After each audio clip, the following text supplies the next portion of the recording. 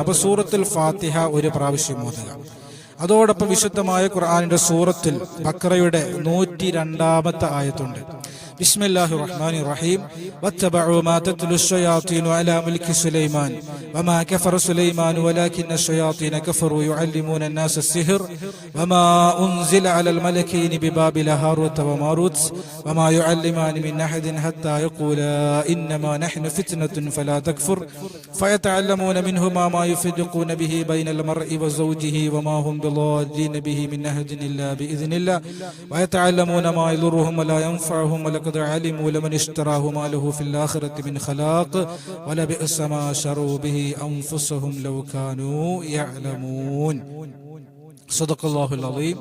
വിശുദ്ധമായ ഖുർആനിലെ സൂറത്തുൽ ബഖറയുടെ 102-ാമത്തെ ആയത്താണ്. ഈ ആയത്ത് 11 പ്രാവശ്യം നമ്മൾ ചൊല്ലുക. അതിനുശേഷം ഈ സൂറത്തുൽ ഇഖ്ലാസ് 3 പ്രാവശ്യവും സൂറത്തുൽ ഫലക് 1 പ്രാവശ്യവും സൂറത്തുൽ നാസ് 1 പ്രാവശ്യവും ചൊല്ലിയിട്ട് നമ്മുടെ നെഞ്ചത്ത് ഊതിയിട്ട് നമ്മൾ എല്ലാ ദിവസവും കിടന്നുറങ്ങുക എന്നുള്ളതാണ്. സാഹചര്യങ്ങളുടെ സിഹ്ർ ബാത്തിലാകാൻ, ആയിനിങ്ങളുടെ ആയിനിൽ നിന്ന് നമുക്ക് രക്ഷ ലഭിക്കാൻ ഏറെ പ്രയോജനകരമായ ഒരു മന്ത്രമാണിത്.